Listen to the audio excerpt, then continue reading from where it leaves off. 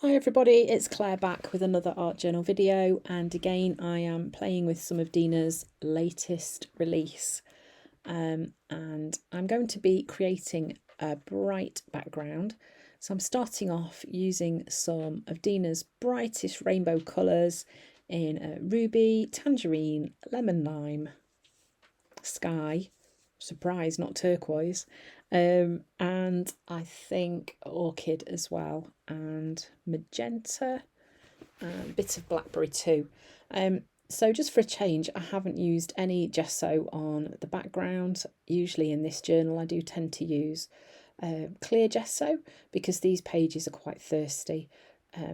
But I just thought I'd give it a shot, just going straight in with the colours, and I'm applying quite a thick layer, so I'm not really spreading it around, just getting some areas of colour onto the page, as you can see. So I did dry the warm colours before I went in with the cool ones, just so that I didn't end up making muddy tones anywhere. And that last one was orchid. This is magenta. Actually, I don't know whether I did use blackberry on there. I don't think I did, no. And then I am going in with carnation, and this is the new angles stencil. And I'm just going to do a few areas of stenciling on my background to start off with.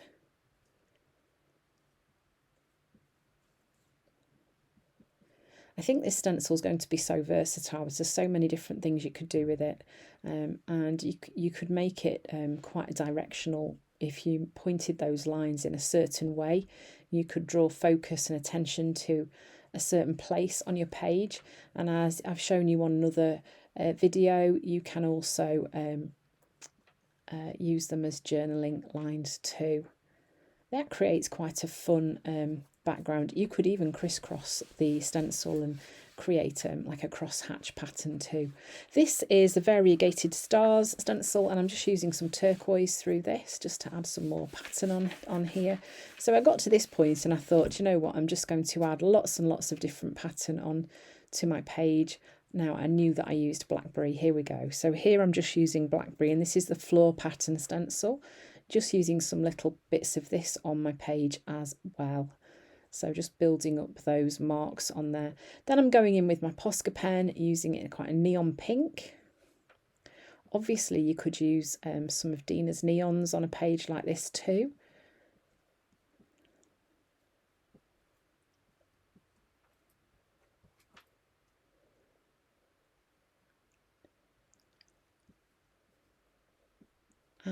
And just building up the marks, using some different Posca pens, using the size of the nib just to make different marks on my page.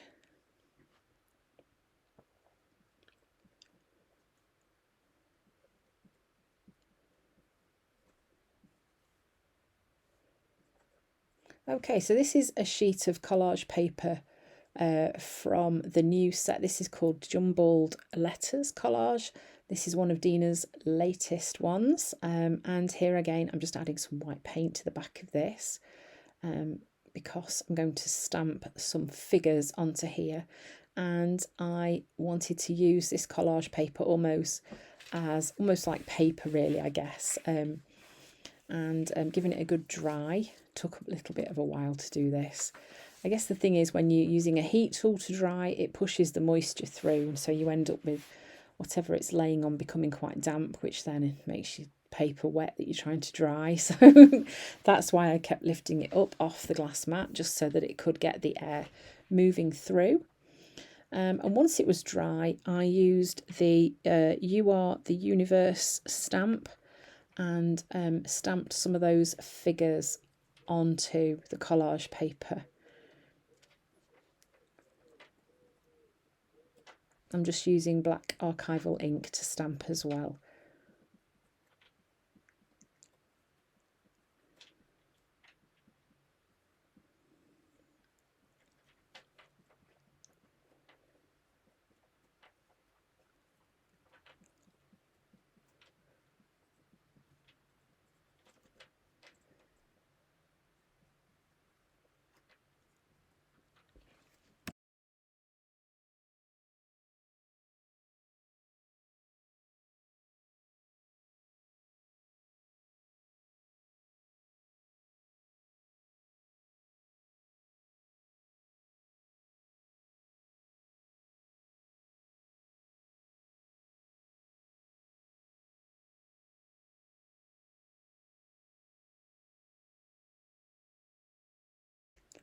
So once they were dry, I then cut them out, and then I'm using some matte medium just to stick these onto my journal page.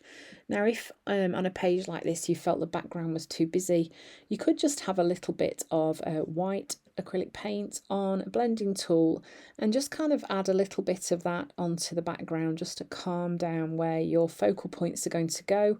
But I quite like this busy feel. The little figures, because they've got all these letters in their bodies, are also quite busy, but they contrast really quite well with the background. This one's got a bit of a broken leg, poor thing. I'll just stick it back in place.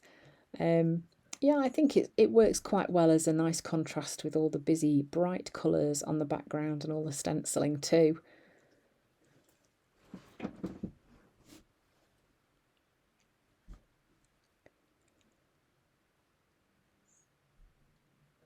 And then I noticed that my brush was picking up some of the pink from the Posca pen, which possibly wasn't properly dry before I started adding the matte medium onto my page, and it just kind of activated that a little bit. So then, because the minute these figures are sort of floating up in the air, I'm just kind of grounding them by giving them sort of something to stand on. Obviously I've done them at different heights just to create that sort of interest with a bit of a group. Not got them all standing in a long line, so there's some one or two sort of in the foreground, one in the background.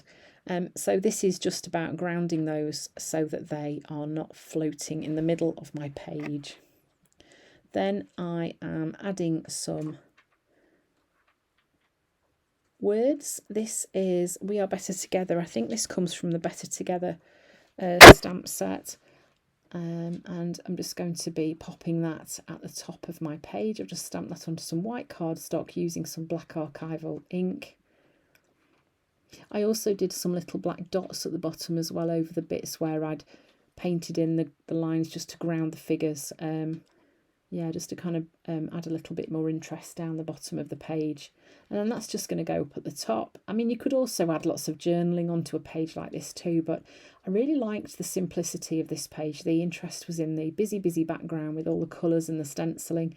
And then you've got those figures quite impactful in the foreground. And that's it. That's this fun page using Dina's new angle stencil and the collage paper, the jumbled letters collage paper. So thanks for watching. Don't forget to come back tomorrow to see more inspiration using Dina's latest release.